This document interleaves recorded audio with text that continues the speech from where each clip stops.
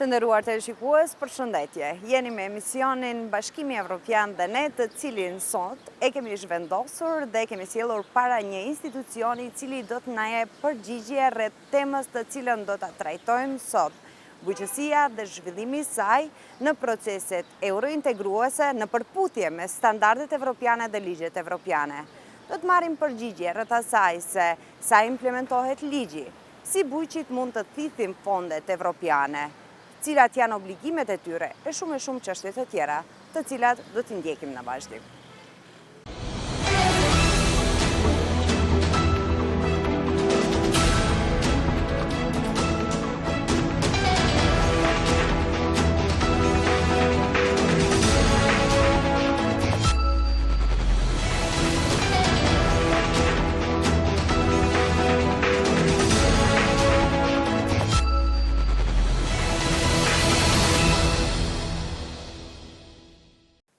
Si shparalajmërova pak më parë, jemi në institucionin Ministria e Bujqësisë, Pilltarisë dhe Ekonomisë së Ujrave. Do të bashkëbisedojmë me zëvendës ministren e pikërisht këtij institucioni, e cila do të na jep përgjigjet e pyetjeve të caktuara. Përshëndetje dhe mirëseardhët në emisionin tonë. Përshëndetje, faleminderit për vizitën, mirëseardhët ju në godinën tonë, në institucionin tonë. Kënaqësi për mua. Zonja Vjollca, ndoshta do të nisim me ato kritikat e raportit të Komisionit Evropian lidhur me klasterin e 5, pra pikërisht i cili flet për resurset e bujqësisë dhe e cila përmbante një varg kritikash apo jo. Maqedonia e Veriut llogaritet si një ndër shtetet e cila është mesatarisht e përgatitur që të përballet apo në shumicën e fushave të këtij klasteri. Për shikuesit, çka cilësohet si pozitive dhe ku kemi ngecur ne në këtë proces?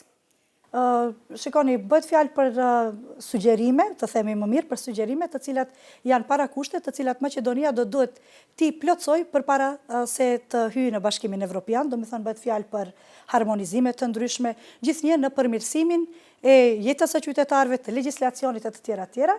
Konkretisht, klasteri që na tangon ne është klasteri numër 5, sikur se e thatë ju, e cila ka të bëjë me resurset, bujqësinë dhe kohezionin.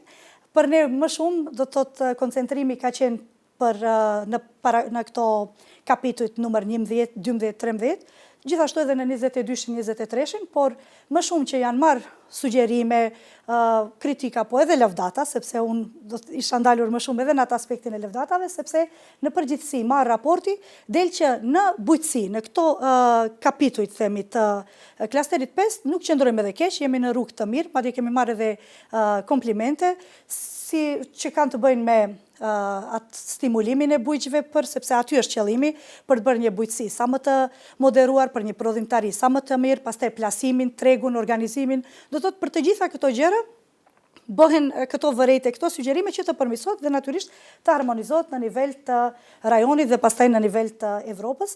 Nuk do të kisha thënë që jemi keq, natyrisht që kemi marrë edhe disa sugjerime sa i përket ligjeve, ndryshimit të disa ligjeve, plotësimit, për të cilat ne edhe jemi në proces. Jemi në proces, disa në përgatitje të ligjeve, disa tani më edhe kanë kaluar i ka miratuar Kuvendi i Republikës Maqedonisë, disa janë në procedurë parlamentare, kështu që mund të them se në këtë pikpamje mund të lëvdojmë. Se sa është me rëndësi kjo, faktikisht sa është me rëndësi kjo fush, sa është me rëndësi bujqësia, jeta bujqësore, prodhimtaria, sepse lidhet me jetën, lidhet me ushqimin, lidhet me të gjitha gjërat, unë do të kisha thënë që mjafton të mendojmë që klasteri 49% i përfshin nga të gjithë klasteret tjerë, 49% janë mu me këto problematika që na tangojnë ne. Natyrisht kjo është edhe mirë për ne, sepse i bie që do të kemi një jetë më kualitative në të ardhmen, por nga ana tjetër është edhe përgjegjësi si institucion, sepse si institucion natyrisht detyrohesh që të kesh më shumë kujdes, të kalosh në një lupë pak më serioze, ndoshta në të cilën ne po kalojmë, apo kalojmë mirë, kemi kaluar klasën, do me thënë nuk po kalojmë keq. Ka pasur natyrisht vërejtjet kanë konsistuar në fillim në çështjet e legjislaturës më shumë, po pastaj edhe bie fjalat e peshkataria që ne jemi në përmirësim vazhdimisht, por ne nuk jemi një shtet që kemi dalje në det, edhe pse kemi liçenet, kemi të zhvilluar edhe atë pjesë, kemi edhe sektorin mjaft mirë të zhvilluar këtu të peshkatarisë, por po bëjmë kujdes që t'i harmonizojmë dhe unë mendoj që do t'jemi në kohë dhe do t'jemi në kornisë të atyre ndryshimeve që do duhen të bëhen në kohën kur do t'i duhet gjithë shtetit për të integruar në Bashkimin Evropian. E tani, në qoftë se shikojmë cilat janë ato të mira, do të thotë ne kemi marrë edhe lëvdata edhe për sa i përket stimulimit të bujqve të ri, kemi marrë lëvdata për sa i përket pagesave të drejt për drejtat, ndoshta pak thjeshtësimit të procedurave, sepse këto kanë qenë edhe çështje të cilat kanë qenë me disa vërejtje, sepse natyrisht e mira është gjithnjë të shkohet drejt shmangjes së procedurave të gjata, se procedurat e gjata mund të binë edhe vonesa në disa punë, po edhe nga ana tjetër dhe mund të jetë një heqje dorë nga ana e personave të cilët merren. Se në fund të ditës qëllimi ynë është të kemi sa më shumë njerëz në vendin tonë që mirren me bujqësi dhe në fund pastaj prodhim sa më të mirë, sepse sa më shumë përqendrim i bie që do të kemi nesër edhe një prodhimtari më të mirë. Kështu që në aspektin e klasterit 5, me përgjithësi do të them që nuk qëndrojmë keq, kemi bërë mjaft dhe vazhdojmë të bëjmë, edhe nga aspekti i sugjerimeve të drejt për drejt, apo edhe nga aspekti i disa vizioneve tona institucionale.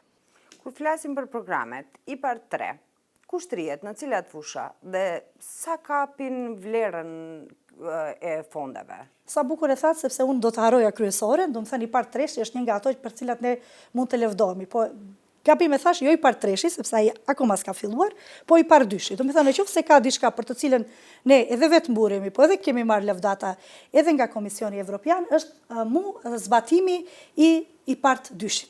Sepse sikur se e dini, këto janë fonde të cilat ndahen për bujqësi. Por tani kalojmë në fazën tjetër, apo jo? 3, po. Po më lejoni ta shpjegoj pak përse është mirë, sepse në qoftë se janë këto projekte faktikisht janë mbështetje, instrumente nga Bashkimi Evropian për shtetet antare që janë në fakt kandidate për të qenë antare në Bashkimin Evropian, edhe IPARD-i, në krahasim nga IPA që është më e përgjithshme, është mu për agrikulturën, mu për bujqësinë, edhe prandaj ne në rajon mund të themi që jemi lider në këtë aspekt në zbatimin e implementimin e IPAR 2-shit. Përse? Sepse në IPAR 1-shin ne kishim një lloj natyrisht mos përvoje dhe gati se fare nuk mundëm që t'i shfrytëzonim mjetet që ishin të destinuara. Por në IPAR 2, me programin e dytë faktikisht, nga 60 milion euro, ne arritëm që t'i shfrytëzojmë pothuajse të gjitha, ja tani kanë mbetur në proces edhe disa shpallje që të ketë, që i bie se ishim mjaft mirë të organizuar dhe mjaft të suksesshëm me këtë drejtim, dhe këtë na e shpërblyen me rritjen e kapacitetit buxhetor për vitin e ardhshëm, që për herën e ardhshme, për IPAR 3-shin, sepse tani më i kemi 93 milion euro të miratuara. Në këto 93 milion euro janë shtesë dhe 30% mjetet tona, kështu që bëhet fjalë për një shumë parash, mjaft të mira, që mund të ndihmojnë shumë zhvillimin bujqësor, zhvillimin rural. Dhe në qoftë se thatë folet për fushat, unë do t'ju kisha përmirësuar pakës në aspektin terminologjik, ne i quajmë masa, sepse ashtu janë të emërtuara, do të thënë bëhet fjalë për masa që duhet të aplikohen brenda IPARD-it, ato janë disa masa që janë me numra, ne deri më tani kemi pasur masën 137, por tani tutje do të kemi edhe një masë tjetër të 4 për këtë IPAR 3-shin, po për atë do të flasim në vijim, do të thënë edhe ato janë të ndara. Bie fjala, njëra masë ka të bëjë vetëm me çështjet bujqësore, me politikat bujqësore, ka të bëjë me fitosanitarin, me këto prodhimet bujqësore që dalin primare, bujqësia primare që quhen. Pastaj e dyta, masa tjetër ka të bëjë me prodhimtarin, dhe e treta ka të bëjë me zhvillimin rural më shumë, me këto fshatra turistike, me gjëra pak më të mëdha, që natyrisht janë edhe shumë më të mëdha.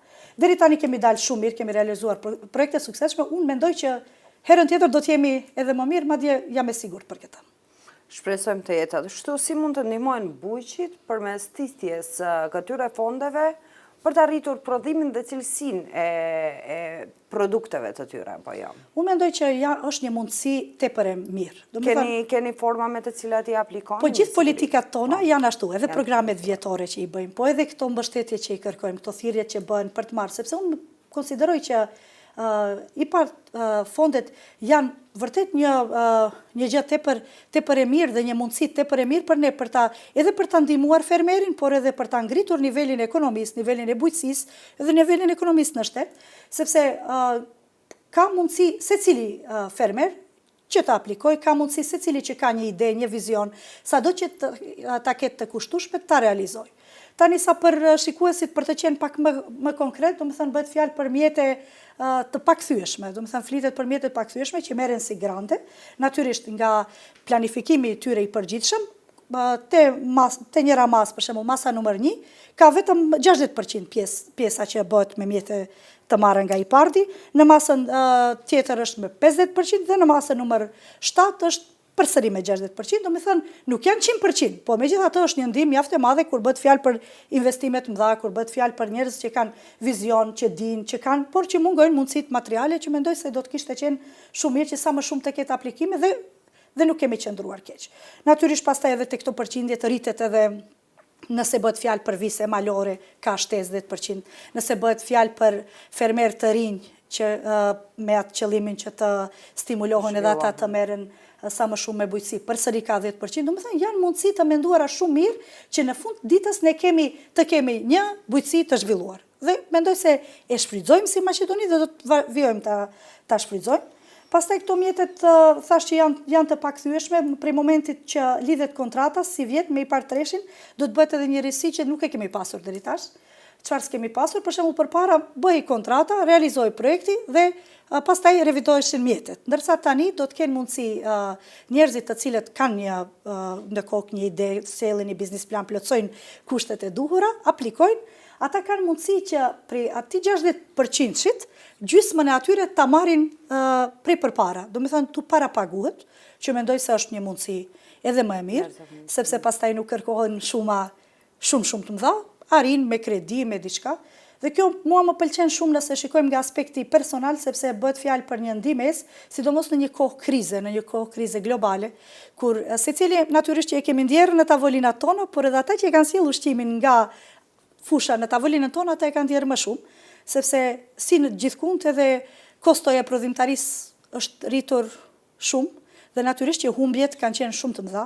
Dhe ne kemi përpjekur si ministri që ta përmes fondeve tona intervenuese që ta zbusim pak mundësin e atë humbjen të themi që ata e kanë pasur, po megjithatë këto janë themi mundësi shtesë dhe do të kisha dashur që sa më shumë të ketë aplikacione, sa më shumë. Tani a kanë informacion të gjithë? Natyrisht që kanë, sepse ne përpiqemi që t'i bëjmë marketing, por edhe qasje t'u japim gjithëve dhe gjithë kanë qasje. Qoftë ata që marrin informacione drejt për drejt prej njësive rajonale, qoftë ata që marrin informacione prej faqeve zyrtare, prej web faqeve të tjera. Fakti që kemi shumë aplikues i bie që e din. Kanë qasje në informacione. Po, ashtu mendoj. Gjithsesi këto janë shumë informacione të rëndësishme për qytetarët tanë, prandaj edhe dua të flasim konkretisht për ndihmesën të cilën mund t'u ofrojmë, duke marrë parasysh edhe fondet e mëdha të cilat i jep Bashkimi Evropian në këtë drejtim. Sa Dikasteri i Bujqësisë angazhohet në zhvillimin teknik, do të thënë në pjesën teknike që t'i ndihmohet bujqëve nëpërmjet sigurimit të mjeteve të tyre, të përmirësojnë praktikat e tyre bujqësore, për të plotësuar edhe ato kriteret e Bashkimit Evropian. Apo ndoshta deri tani një bujk e ka kultivuar tokën në mënyrën e tij. Tani, ka mjetet e fondeve të Bashkimit Evropian, mirë po ndoshta nuk mund të siguroj teknika. E po prandaj këto janë mu për këtë. Do me thënë ata do të kenë mundësi që edhe nga mjetet themelore, edhe nga traktorët, edhe nga të gjithë mjetet tjera që ata kanë nevojë për prodhimtari, do të kenë mundësi që t'i sigurojnë përmes këtyre fondeve. Për shembull, prej masës 1 do të kenë mundësi që t'i sigurojnë fondet që kanë bëjnë me bujqësinë primare, prej masës 2 do të kenë mundësi që t'i sigurojnë ato mjetet që atyre u duhen për ta modernizuar, themi, prodhimtarinë e tyre, qoftë të mishit, qoftë të qumshtit, dhe në të tjetrën, do me thënë edhe për të ngritur objekte turistike, për ta promovuar sa më shumë një prodhim vendor. Do me thënë, këtu është qëllimi, që të bëhet blerja e mjeteve që do ta modernizojnë bujqësinë. Nuk është ideja vetëm që ti u jap, sepse ne edhe me fondet tona të brendshme, me programet tona vjetore, me skemat tona nacionale, ne i kemi mbështetur bujqit me subvencionet, të them më mirë me këto, sepse më mirë do të kuptohet edhe prej qytetarëve me subvencionimet, me pagesat e drejt për drejta, ne i kemi bërë këto gjëra, natyrisht edhe mjetet, ju kemi dhënë kohë pas kohë, tani kemi pasur thirrjen publike që mbaroi për mjete 10.000, 20.000 euro për modernizim të prodhimtarive, të mendoj që munden ata të kenë mjete teknike sa më të zhvilluara që të mund të realizojnë më mirë prodhimin.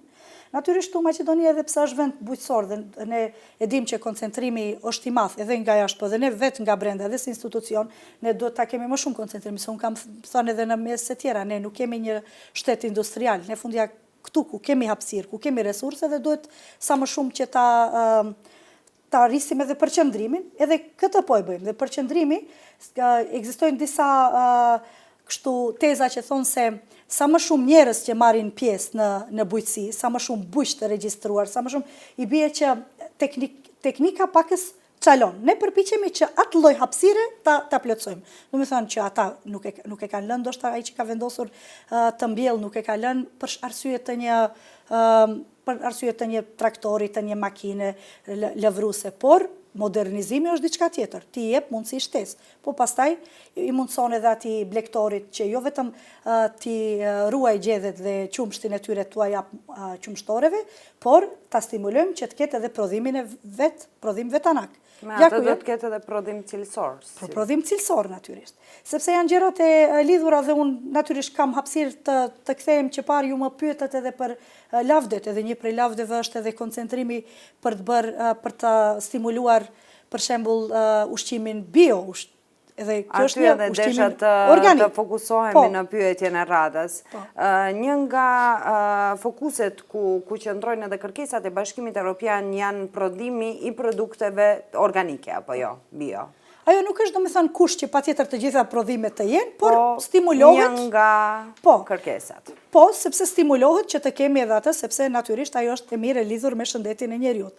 Sepse për të gjitha këto që flasim, qoftë për fondet, sado që duken çështje teknike, letrat, bürokracia, tjetra, sado që tjetra pjesë është katalogu, reklama, ne flasim masa 1, masa 2, masa 5, prapse në fund të fundit bëhet fjalë për ushqimin, në fund të fundit bëhet fjalë për njeriun dhe ka një kthim. Dhe natyrisht që sa më të jenë të avancuara mjetet e punës për një fermer, aq më i avancuar do të jetë prodhimi, të themi, dhe aq më avancuar të i përdori fjalët e njëjta, do të jetë edhe, themi, shkalla e niveli i jetës së mirë të njeriut, edhe ati që merret drejt për drejt, edhe ati që s'merret drejt për drejt, sepse bujqësia, sikur se e dim, ka të bëjë me të gjithë ne, edhe me atë që merret drejt për drejt, edhe me atë që s'merret drejt për drejt me këtë. Kështu që unë mendoj se vëmendje institucionale kemi mjaft, do natyrisht ketë edhe më shumë vëmendje ndërgjithësime edhe nga aspekti i fermerëve, qoftë për prodhime bio që kanë plus pik në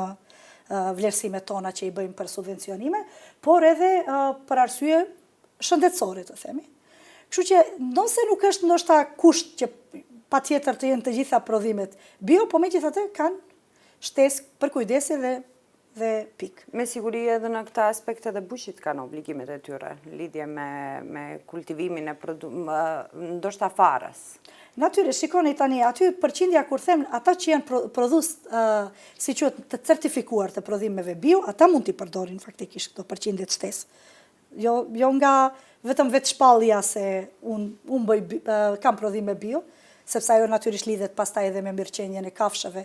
Se është problematik tepër e rëndësishme dhe është një zinxhir i madh, sepse nuk e takon vetëm atij që merret, po takon pastaj edhe prodhimi final ka të bëjë edhe me mirëqenjen e kafshëve. Nga ana përveç që ti kujdesesh për mirëqenjen e kafshëve si gjallësë, nga ana tjetër nga mos mirëqenia ti shkakton edhe probleme shëndetësore nesër edhe njeriut. Domethënë prandaj janë çështje kaq ku e ka kthyer vëmendjen kaq shumë Bashkimi Evropian. Sepse bëhet fjalë për një problematik shumë të ngjeshur, shumë voluminoze, që mendoj se është mirë që po bëjmë kujdes, është mirë që edhe ju si media po hapni tema të këtilla shumë do të jemi në hap, që të jemi sa më afër qytetarëve. Sigurisht, gjëja më e rëndësishme. Segment shumë i rëndësishëm mbetet lehtësimi i procedurave dhe përmbushjes së standardeve për eksportin apo jo të produkteve bujqësore, të cilat përmbushin edhe standardet e Bashkimit Evropian.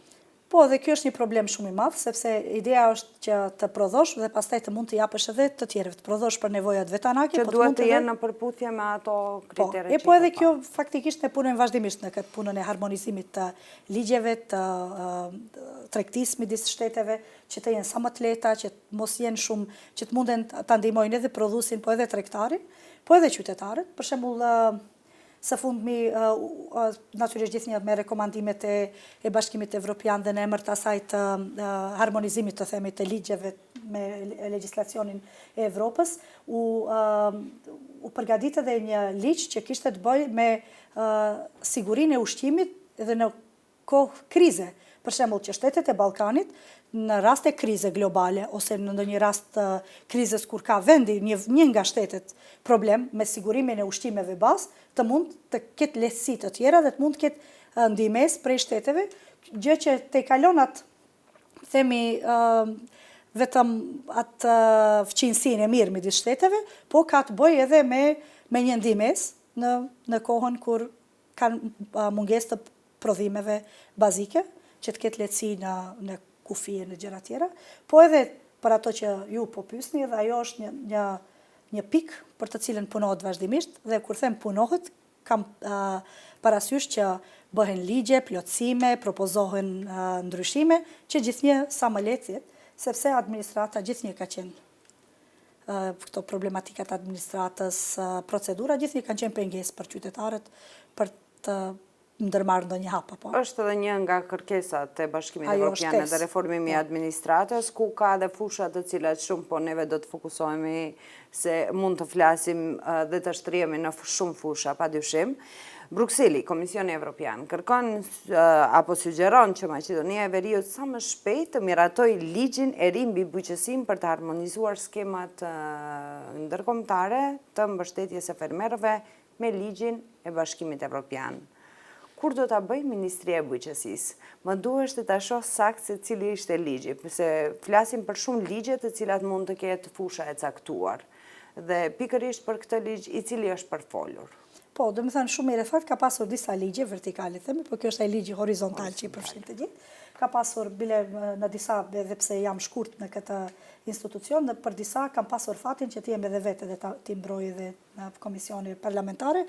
Do të thënë ka pasur një varg ligjesh që është gjithnjë për përmirësimin e legjislaturës dhe për harmonizimin me ligjet evropiane, si që ka qenë për shembull ligji për nus produktet ose ligji për zooteknik që derivon quhej ligji i blektorisë dhe pastaj me kërkesën e legjislaturës për harmonizim, domethënë nga Bashkimi Evropian, u quhet zooteknikës dhe pati plotësime ndryshime, po konkretisht për këtë ligj që po pyesni, me të drejtë, ky ligj është përgatitur nga institucioni, deri më 31 dhjetor, besojmë që do të jetë totalisht gati dhe pastaj në vitin si bie 2024 do të kemi mundësi që në një emision të radhës tuaj të lëvdojmë se po ligji ka mbaruar dhe mjafton të përmbahemi pastaj. Shpresojmë të jetë ashtu në të mirë të qytetarëve çdo herë. Kur flasim për ligjet dhe jemi nënshkruese të shumë marrëveshjeve ndërkombëtare, edhe ju si institucion pasi do të fokusohem këtu.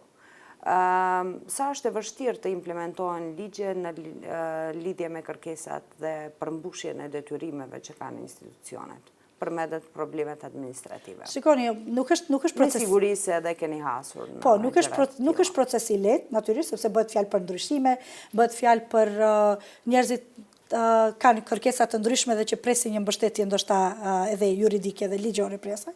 Por unë mendoj se institucioni kemi bërë të gjitha masat e duara, qoftë për ligjet tjera për cilat folëm që janë miratuar tani, po qoftë edhe për përgatitjen e ligjit tani. A në qoftë se keni fjalën në përgjithësi për ligjet, po edhe për ato unë mendoj se Maqedonia është duke shkuar në drejtim të duhur, domethënë i merr hapat sipas screeningut dhe besoj që shumë shpejt do të kemi një legjislacion komplet që do të jetë i harmonizuar totalisht me ligjet e Bashkimit. Dhe pastaj të shohim vetëm momentin e inkuadrimit në familjen e madhe të shteteve evropiane. Të shpresojmë. Si shumë problematike cilësohet mungesa një regjistri të fermerëve dhe parcelave bujqësore. Çka po ndërmerret për t'i ndihmuar bujqit në këtë proces? Shikoni, unë tani kështu për regjistër ka, do me thënë regjistër ka, por regjistri nuk është regjistër që i përfshin të gjithë fermerët që s'janë paraqitur për. Do me thënë është një regjistër që njerëzit vullnetarisht paraqiten si fermer dhe ne kemi një databazë të fermerëve të regjistruar si bujq individual. Sepse ata regjistrohen për arsye të subvencioneve që i marrin nga shteti dhe ne prej aty faktikisht i thithim informacionet se cilët janë fermerët e regjistruar që janë rreth 70.000 në Republikën e Maqedonisë. Do me thënë, bëhet fjalë për një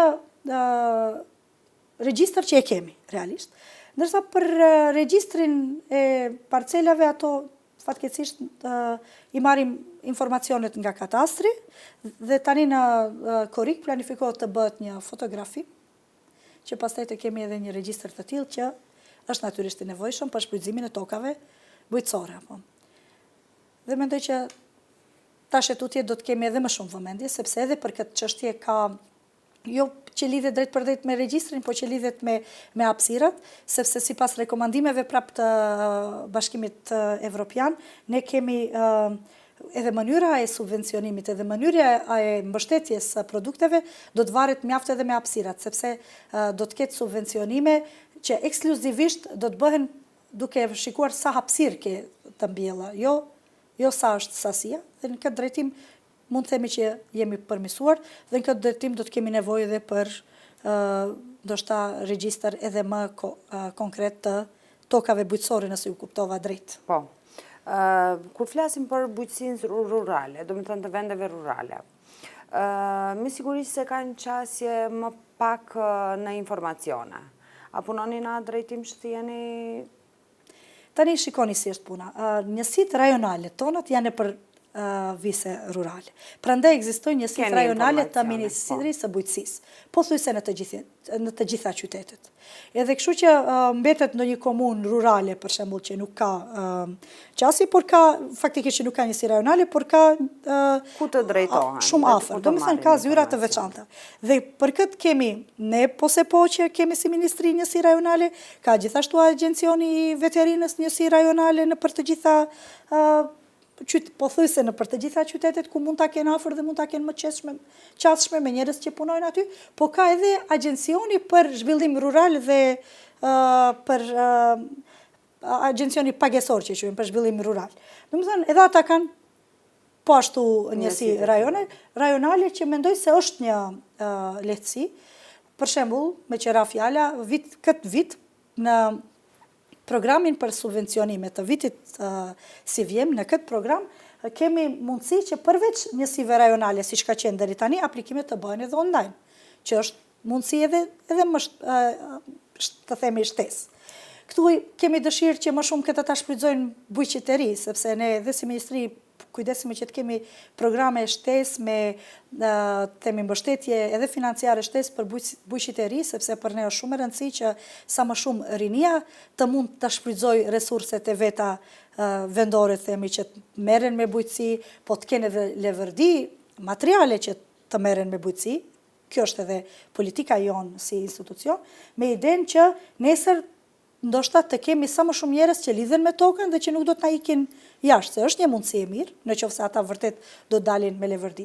Dhe në qoftë se shfrytëzohen të gjitha këto resurset e ndihmave nga ministria jonë, po edhe në këto kapacitetet që janë shumë të mëdha nga Bashkimi Evropian, unë mendoj që është një mundësi edhe për rinin, është një mundësi edhe për gratë, sepse ka fond të veçantë që për gruan fermere, që e ndihmon me pikë shtesë, e ndihmon me mundësi shtesë, e ndihmon që të jetë e punësuar ndoshta aty që i bie se këtu është qëllimi, të bëjmë sa më shumë pika informative, po edhe të mundsojmë që të aplikojnë, të hapim dyer me të cilat ata ndoshta nesër do të mund të jeni fermer të suksesshëm, të kenë prodhim për vete, të kenë prodhim për të zhvillimin ekonomik të shtetit. Sepse ju e thatë shumë bukur që do të thënë viset rurale, po këto për shembull fondet që vinë nga Evropa sidomos e kanë parasysh zhvillimin e viseve rurale, kur fola që parë për ato hapjet e qoftë për këto pikat e grumbullimit, qoftë për ato viset për agroturizëm, të gjitha ka një përparësi që të jenë zhvillim të viseve rurale. Prandaj edhe ne deshtëm i kemi ato njësit rajonale të cilat u kryen këto lloj shërbime. Sa i përket fondeve të Evropës, aty ka konsultant që e bëjnë në mënyrë e bëjnë pa pagesë mbushjen e aplikacioneve, ndihmesën e qytetarëve. Janë konsultant të cilët mbulohen nga ana e agjencisë, nuk janë konsultant të jashtëm. Ka dhe të atil, por konsultantët e brendshëm kanë këtë detyrë dhe bëjnë falas, e pastaj në fonde janë të para 50% të kthehen gjosme për ato shpenzimet të cilat janë bërë për përgatitje dokumentacionesh. Kujtoj që nuk qëndrojmë keq në menaxhimin me qendrat tjera, madje do të kisha thënë që kam thënë edhe në takimet me qytetarët, që do të kisha pasur shumë dëshirë që edhe në qoftë se ngec ndonjëherë aspekti i informacionit, mos korrektësia, burokracia e tepërt e administratorëve nëpër njësitë rajonale, që të drejtohen edhe në ministri, në njësinë qendrore të themi, që në një farë mënyre të shihet ku është problemi, ku shkëputet hallka e informacionit, sepse e para është ta kesh informacionin, besoj. Zonja Vjollc, do të largohemi pak nga bujqësia, por përsëri do t'jemi këtu. Do të flasim për një temë dhe një çështje e cila u diskutua mjaft kur kthehemi në fillimet e postit të cilët e ndërmorën dhe përgjegjësisë të cilën e keni. Unë ju shoh se jeni mjaft e udhëzuar tani më, veç e kyçur në të gjitha fushat. Kishit disa kritika në atë drejtim.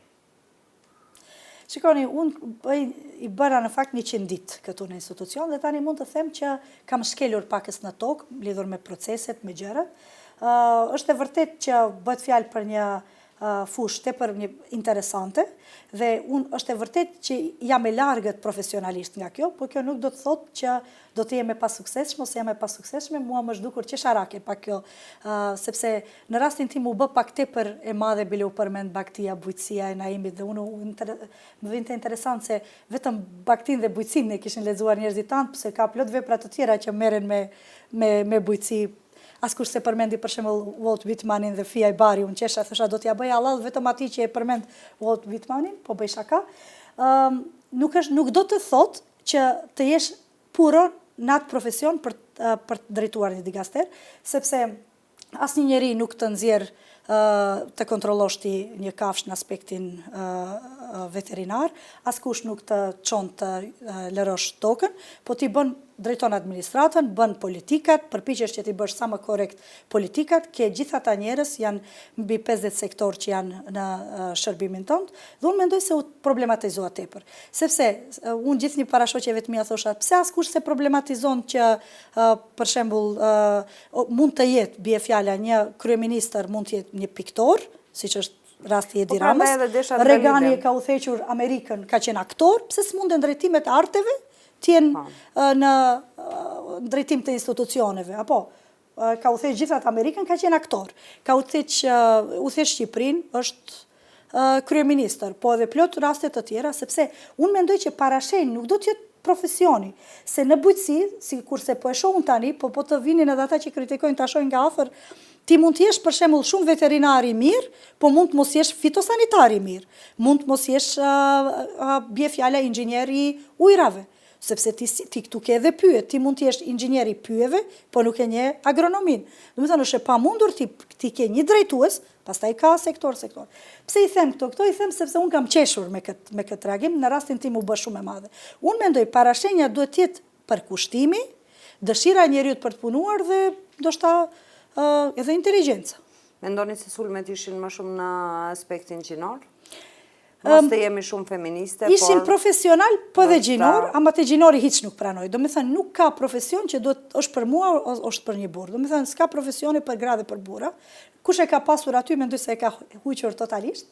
Dhe besoj që do t'ja dalim që të tregojmë se nuk ka digaster ku s'mund të dalin gratë, sidomos gratë letrare. Pikërisht. Keni ndonjë mesazh kur flasim për qytetarët, flasim pikërisht për digasterin që drejtoni, dhe flasim për bujqit të cilët na ndjekin në këto momente.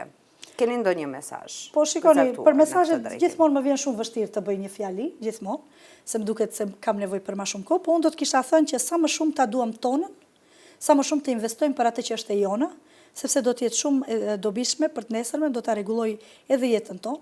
Në kohën kur të gjithë përpiqemi që të gjejmë mundësi për t'i lidhur njerëzit për tokën, për të mos e braktisur vendin, të themi që puna me tokën, puna me resurset që i kemi ne, është një element, një instrument që mund t'a bëj këtë për cilën folëm. Një instrument që do të ndaloj erozionin, që do të ndaloj vajtjen e trimëve në jashtë shtetit, që ndoshta nuk do të merren me punë shumë intelektuale, ndoshta përsëri do të merren me punë që dikun prek te puna fizike, po të paktën të koncentrohemi te vendi ynë, sepse fatkeqësisht ne jemi në një fazë ku si rilindasit, çashtu duhet ta bëjmë thirrjen, çashtu duhet ta bëjmë përpjekjen për t'i lidhur të rinjt për vendin. Zhvillimi i këtij sektori ku drejtoj unë, mendoj se është një mundësi e tillë. Ju faleminderit që ishit sonte me ne dhe afër qytetarëve. Kënaqësi për mua, faleminderit shumë për ftesën.